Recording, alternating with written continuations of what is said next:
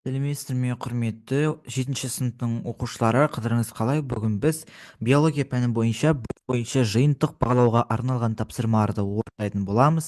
Ең алдымен арнамызға тіркеліп және лайк басып, басқа да достарыңызбен бөлісіп кетуді ұмытпаңыздар. Бізде оқушылар, бұл БЖБ номері 2, жалпы жаңа нұсқа.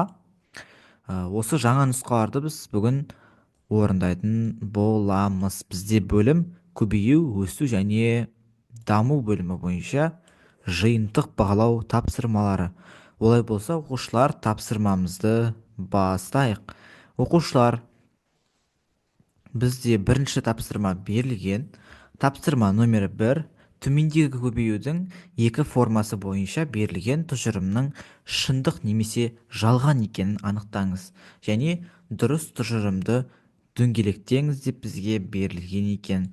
Олай болса, тапсырмамызды орындайық. Бізде бірінші, жыныссыз көбеюдің барлық формалары жасушаның бөліну кезінде жүреді. Бұл бізде шындық.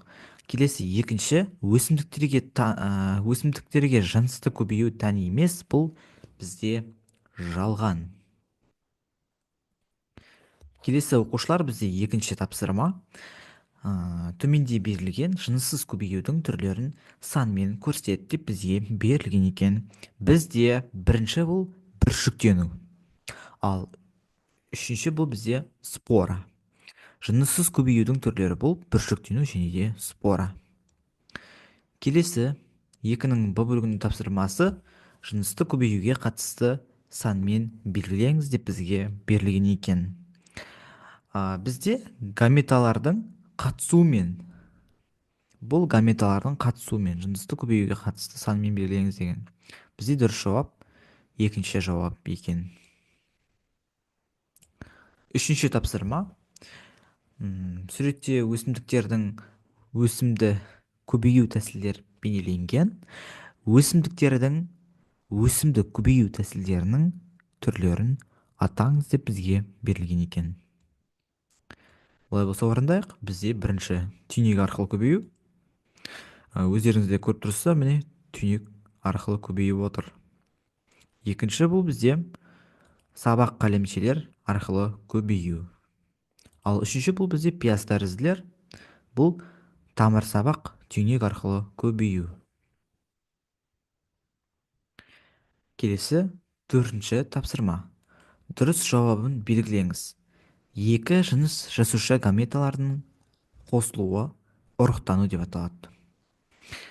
Төртінші тапсырманың Б бөлігі қосарлы ұрықтану нәтижесінде не түзіледі? Бізде гүл.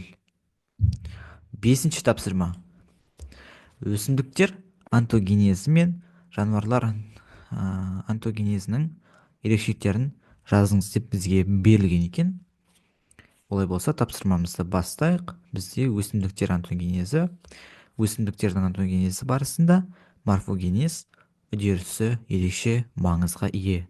Бұл үдеріс қозғалмайтын жасушалардың бөлінуі мен олардың мамандануына байланысты жүреді.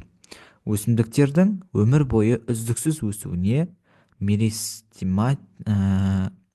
меристемалық ұлпалардың белсенділігі себеп болады. Өсу кезінде жасушалардың бөлінуі көбінесе осы меристема ұлпаларында жүзеге асады. Бұл өсімдіктің дамуын қамтамасыз етеді. Келесі, бізде жануарлар онтогенезі. Жануарлардың онтогенезін реттеуде олардың жүйке және ішкі секреция эндокриндік жүйелері басты рөл атқарады. Жануарлардың жеке дамуы бірнеше сатыдан тұрады. Ең алғашқысы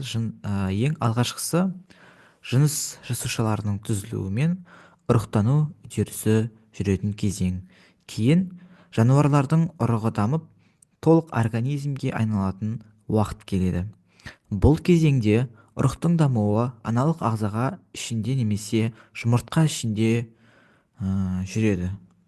Соңғы кезеңде жануарлардың дүниеге келгеннен кейінгі өсуі, жетілуі, көбеюі мен тіршілігінің аяқталуы жүзеге асады деп жазасыздар. Осылайша, оқушылар, біз толықтай тапсырмалардың барлығын орындаған болатынбыз. Біз әрине дескриптормен бағаланамыз. Бізде оқушылар толық балл 11 балл. Осы 11 балдың толықтай 11 балын жинап біткен болатынбыз.